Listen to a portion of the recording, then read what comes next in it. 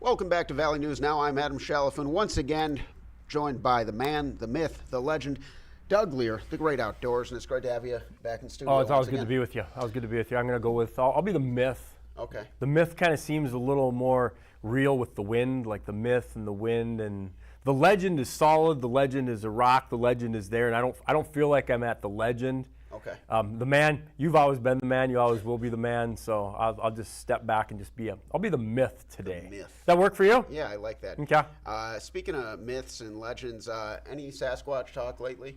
No, but it's been really kind of cool this time of year because we get so many people that are out there, and we get the reports that come back in of seeing different critters in different places. We talked about moose here last week, and then just last night there was an elk south of Fargo. I love that. Yeah, Okay. and that one of the cool things about that is people think of Fargo in the Red River Valley, and they think agriculture, they think flat. They don't tend to think of the diversity of critters that are sharing this. And when it's early October and there's an elk on the south side of Fargo, it's just kind of cool to just kind of grab onto that and say, you never know, and you're not going to find them sitting in your, well, hopefully you don't find them sitting in your basement. If you're in your basement and you got an elk with you, let us know. Call. I want to know about it. Yeah, just chilling on the recliner. Yep. I mean, and if the bottom line is if you're okay, they're okay, then you don't have to call us. We don't need to know. Maybe it should start paying rent, though. That's taking up a lot of space. I'm not going to say that. You did. Okay, fair enough. I'm all about the freeloading wildlife. Okay. Freeloading wildlife. To switch to a very serious, from the jokes to the serious here, kind of crazy conditions lately for a lot of hunting, Yeah. a lot of just outdoors in general. And I don't know if you've been catching some of the press conferences, but I thought one of the really interesting things is UND and NDSU football press conferences before they even got into the football this week. They're talking about the wildfires. Yeah. We got Doug Burgum talking about the wildfires. Major issue, especially in the western side of the state. And you're absolutely right. It is for everyone. It is for farmers and ranchers, for hunters and anglers, for football and everything in between. One of the things about where we live is we want to get outdoors, whether it's watching a football game on Friday night or hunting on Saturday afternoon. Our pheasant season opens up on Saturday, so we're going to have tens of thousands of hunters that are going to be out there in the field. And that concern for wildfires remains number one, as you're mentioning when you talk about UND football and NDSU football.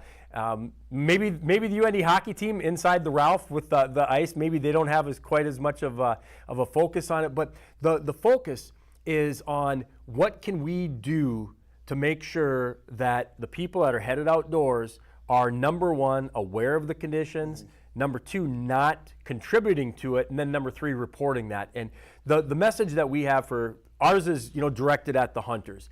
And you're going to be out there, and you're going to be the eyes and the ears all across North Dakota. And when you see something, say something. Authorities would rather have that same fire reported 10 times in 10 seconds than people think, somebody else probably reported that. Yeah, somebody you else. want to take that approach. Just do it ASAP, and don't wonder who's the right person to call. Pick up the phone, call 911. They know who the right person to call is. Yeah. And that's first and foremost. Number two is when you go out there, there's some things that you can do that maybe aren't as front of mind. Making sure the safety chains, so when you're hauling a trailer with an ATV or a camper or anything like that, there's safety chains that hook on there. If those are dragging on the road, even on gravel, they can spark. And that's kind of crazy to think about, because just one of those things you wouldn't think about, but yes, they can, and that can start quite a blaze. It was interesting. Earlier this fall, I had a phone call from an old highway patrolman out in the Bismarck area, and he said, hey, get that word out there, because he said, I saw it a lot where people would be driving down the road, the safety chains would be dragging, you'd see sparks flying off, and the truth of the matter is it only takes a spark. And that's one of those unintentional choices that can happen is you don't hook up the safety chains, you forget to hook them up, and the next thing you know, you've got sparks, and you're driving down the road, and the spark flies off. And some of these rural areas, the next person that drives down the road might be an hour away. It might be 2 hours. It might be tomorrow morning, and that spark can be all it needs to start that fire. So there's some things that you can do. Also, when you are, whether you're hunting or camping or going hiking, park on a firm surface. I know people want to park on approaches and in ditches, but when you have tall grass, if you find someplace with short grass, make sure your vehicle, your ATV, your side-by-side, your UTV isn't parked in the tall grass, because you can park and everything seems fine, and you head out hunting and you're in the tall grass, the catalytic converter gets hot, the next thing you know, you burnt your truck, you burnt your ATV, and you started 10,000 acres on fire. I mean, that is legitimately what can happen. Then the final thing is making sure that when you are out there is being aware. Counties are going to have different restrictions. I was checking the map before I came in, showing most of western North Dakota is where the high fire danger index is at. There's places in south central North Dakota. The one that jumped out at me, a little place in south central North Dakota where Lemoore County is not in the high fire danger, but the counties around it are.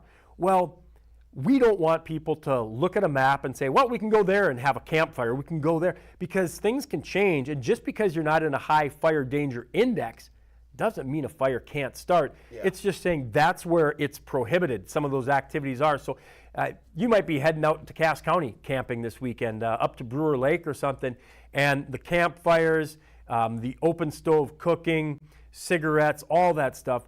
The best advice we can give to you is be overly cautious. Be more cautious than you ever have been before when you're heading outdoors, because, man, after what happened last weekend, we don't need a repeat, that's for sure.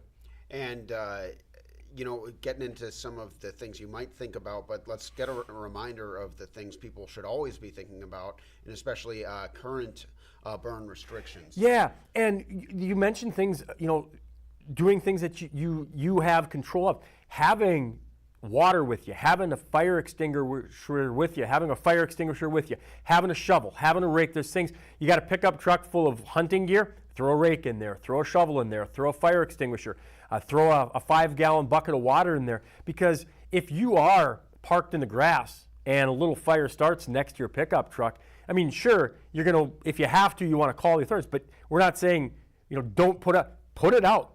A huge wildfire, don't go out there and start fighting it yourself. Yeah. So there's a level of common sense. A small fire that starts and you've got the equipment and the means to put it out, by all means do it. And some of that can be by just having the right equipment. And it's not like you have to go out and buy something. You've got a shovel, you've got a rake, I hope you got a couple of fire extinguishers. They're in the garage next to the grill. Bring that stuff along. Absolutely, and it looks like we could start to get a little bit of rain as soon as Saturday, but it's really, from what I've heard from our Lisa Green, not going to be enough to really change things so much that we're going to be out of the woods, if you will. So just something to keep in mind, and hopefully we do get some more. We need like a lot of rain. We do, we do, and that's something where I hit on this a lot. Is you might be watching us in Grand Forks or Fargo, Devil's Lake, or Lisbon, anywhere in between, and we live in such a mobile world where what you have in your backyard, you might go, wow, the garden sure is dry. And yeah, I've heard about the wildfires out in western North Dakota. Well, just because the majority of this is happening in western North Dakota doesn't mean it can't happen in your own, in your own county, in your own backyard, so to speak. So please, by all means, be as safe as you can. You see those vehicles and you're driving over some of the grasses and everything's dusty, everything's dry, and you drive by and you don't think anything of it. And unfortunately, at times, whether it's a catalytic converter or a spark or anything like that, and the next thing you know, we got something really bad and something nasty going on out there.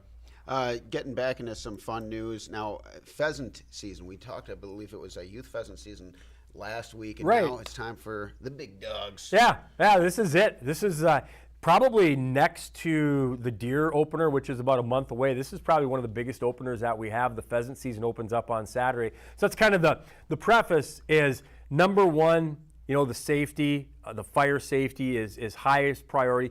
But we want people to go out there. I mean, we don't want people to stay home. There's going to be people that are out there farming. There's going to be people out across the state. So it's not something where, hey, you have to stay at home because of the fire danger index. You just have to be smart about it. And we've got motels and campgrounds and places, restaurants and cafes that are all just waiting for this pheasant opener. It's a big deal. And the other side of it is, we've had pheasant openers where it's been cold and it's been snowy and it's been rainy. So in terms of actual hunting conditions, this is pretty good. You may actually end up in some areas where you need to make sure that you've got water for yourself to drink, that you're taking care of your pup, taking care of your dog, because when you're using a dog for pheasant hunting and you get in some of that tall grass, well, you might be, I'm feeling a little bit warm. Well, you've got some air movement up there. You get cattails, CRP, thick grass. Those dogs are down in there. There's no air movement, and they can heat up in a hurry. So make sure you're taking care of those dogs. Unfortunately, sometimes, when you talk to veterinarians, is the dog might seem fine, and you just keep on going and going and going, and you don't realize you've already pushed the dog too far. And at the end of the day, on Saturday, after the first day is over with, or on Sunday, you've worked it too hard. So you really got to be watching. We want to put that out there as well. And that's a great point, especially because you always want to consider staying hydrated. Got to take care of the pets too. Yeah. So bring a ton of water, just a ton, especially this weekend. What's very exciting is I'm seeing the numbers are actually kind of way up for pheasants. Yeah, if you looked at your 401k and it was up 25%, you go, whoa. All right. Yeah, so we're seeing our preseason pheasant numbers are up 25%, and that's, again, also kind of the connection with the 401k is we'd seen a little crash in our rearview mirror of pheasant numbers.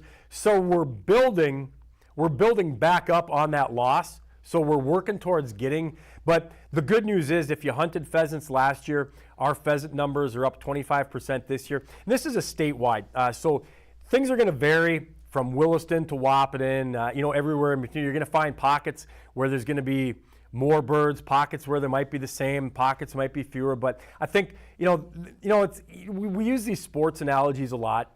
And, we've got our preseason numbers for pheasants. And the preseason is strong. The bird population is looking good. What you find when you get into the field, that's going to tell the story to the hunters.